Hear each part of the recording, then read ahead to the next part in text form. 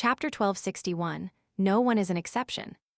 After a while, Klein asked, the primordial one is the one who created this world, transforming his body into everything. To be frank, Klein subconsciously wanted to ask if the entity referred to the primordial demoness. However, with a thought, he eliminated this answer. Firstly, because the primordial demoness didn't have the necessary level to strike fear into the ancient sun god, the city of Silver's creator. Even the Evernight goddess couldn't do so. Secondly, after the dark angel entered his slumber, this evil goddess was born only in the fourth epoch, which had been influenced by the second blasphemy slate. Sasrier likely didn't know of her.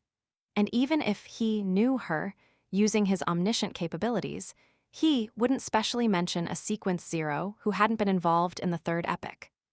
Behind the thick and sinister shadows, the brass eyes flashed in unison. The universe. What do you mean? Upon hearing that ethereal voice, Klein was a little perplexed. He felt that Dark Angel Sasrier hadn't answered his question. But very quickly, he roughly understood what the other party meant. The primordial chaos created not this world, but the entire universe. So, Primordial One refers to the original creator, the oldest one. Klein turned his body to the side and swept a glance at the three demigods of the city of Silver, Colin Iliad, Derek, and Lovia. He realized that they had looks of puzzlement and confusion on their faces. They were frowning and contemplating over the meaning behind the conversation. In the history of the city of Silver, the creator who was the ancient sun god was equivalent to the original creator, the oldest one. He was a supreme existence who had awoken after eons of slumber upon creating the world. He then stripped the authorities of the ancient gods and retrieved them. Of course, in a sense, this wasn't wrong. It was just that the original creator's method of awakening was different from what the city of Silver residents had imagined. The universe. Klein thought for a moment and asked, the primordial one awakened in your body because of you gaining control of Chaos Sea. Then, what would happen to him in the future, considering how he had gained initial control of Sephra Castle? Those brass eyes stared at him for a few seconds before saying, that isn't the only reason. The higher the sequence, the closer one is to the primordial one. Therefore, every pathway's king of angels in Sequence Zero might have the original creator, the oldest one, awaken in them. When Klein heard that, he tensed up and his heart sank. He then thought of another matter. The higher the sequence, the easier it was to be corrupted by the things underground. Combined with the fact that Chaos Sea was underground, could it be possible that the higher the sequence, the easier it would be to be influenced by Chaos Sea, resulting in the original creator awakening in one's body? The thing that the dragon of imagination Anquelt sealed in the City of Miracles in Grossel's travels wasn't the underground corruption, but the awakening of the original creator. Of course, this is the most powerful and terrifying form of corruption. And the source of all this is where most or perhaps all Beyonder characteristics originated from, the original creator. They are all part of his body. Klein thought of various possibilities and came up with all kinds of speculations. In the end, he remembered the warning Captain Dunn Smith made before he embarked on this Beyonder path. We are guardians, but also a bunch of miserable wretches that are constantly fighting against threats and madness. At that moment, Klein gained a deep understanding of the phrase from another angle. Phew. He secretly exhaled and sighed inwardly. The Beyonder characteristic is both a gift and a curse. He gathered his thoughts and smiled. Will one be corrupted from just learning about these matters? No. The brass eyes looked at Colin Iliad and the others and said, it just means that the chances of the primordial one awakening in your body is higher. When he heard that, he was shocked. On the other hand, he was glad that the City of Silver's chief and little son didn't know much about such matters and hadn't made any connections. After all, the phrase, higher the sequence, the closer one is to the primordial one, didn't bring about any corruption. On the other hand, he felt a deep sense of pity for himself. This was because he knew too much about mysticism. Now, with all of that chained together, he had no idea what kind of negative changes might happen to him once he left the giant king's court, an ancient god's kingdom. Furthermore, this didn't look like something that could be resolved by sealing his memories. After all, the Beyonder characteristic had already fused with his body and spirit. Consider the method employed by the Dragon of Imagination. Actually, I don't need to worry too much. Ammon and his brother definitely know about this, and nothing has happened to them, yet. As long as I don't approach Chaos C as a Sequence 3, I don't need to worry about such problems. It would be the same even if I were to advance to Sequence 2. After some thought, Klein gave up the intention to delve deeper into the matter. He curled the corners of his lips and diverted the topic to the mystery of the ancient sun gods perishing. Therefore, under your tacit agreement, you worked with the Evernight goddess and established Ro's redemption, preparing to assassinate yourself. By reviving and escaping the Primordial One, you will truly gain control of Chaos C and the corresponding 5 Beyonder pathways. On the dark, eerie, shadowy curtains, there seemed to be some human emotions in those brass eyes. That's right. Not long after I walked out of Chaos C, I realized this problem. I deliberately split a portion of my persona, fusing the authorities of degeneration with the Hanged Man pathway's Beyonder characteristic, creating another me. Its purpose was to control Chaos C and to isolate it from my true body to prevent any contamination and corruption.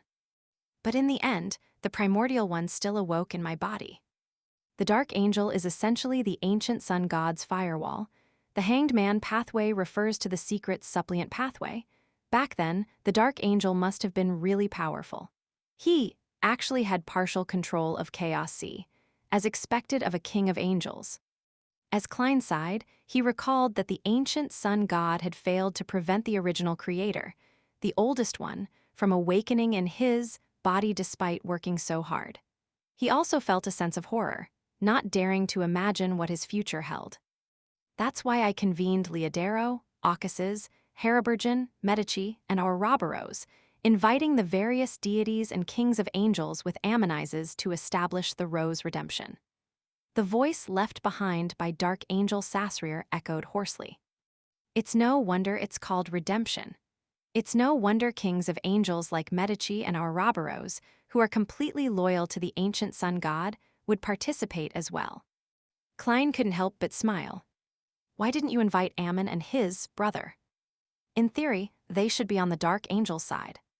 Their births were a result of my hard work to resist the Primordial One.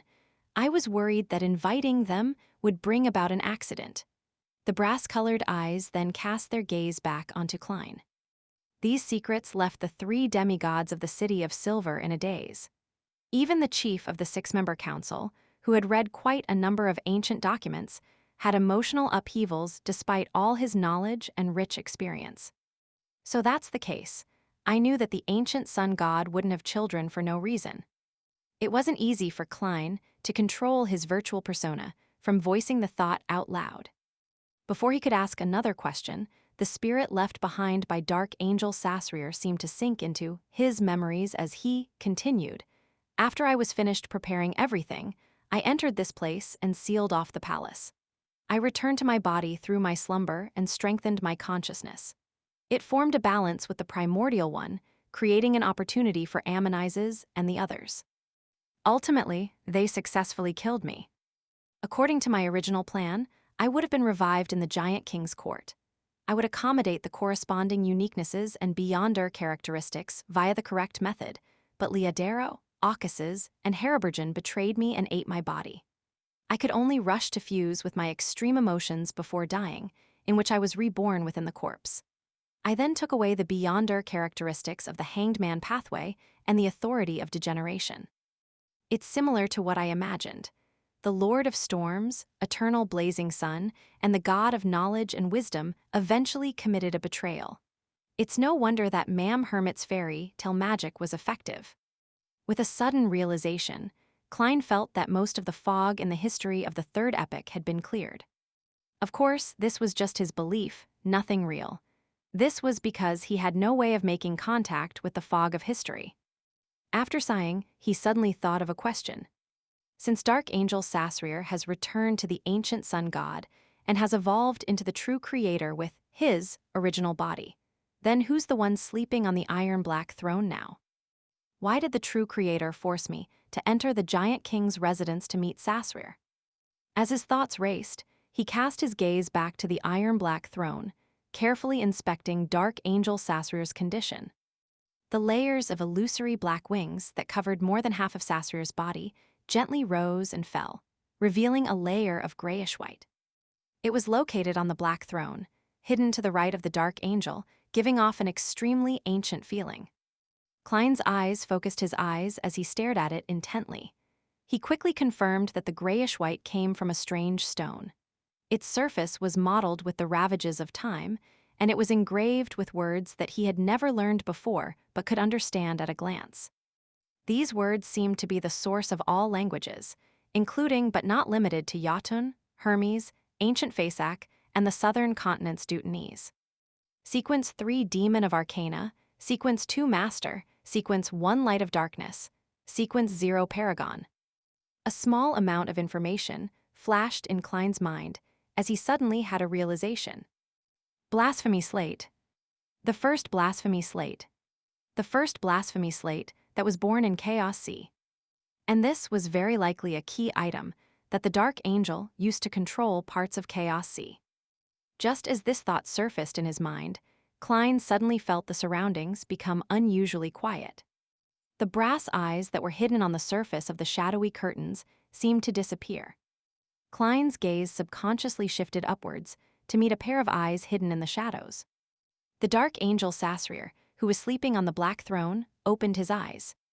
With a boom, Elder Levia's body collapsed, turning into a huge shadow.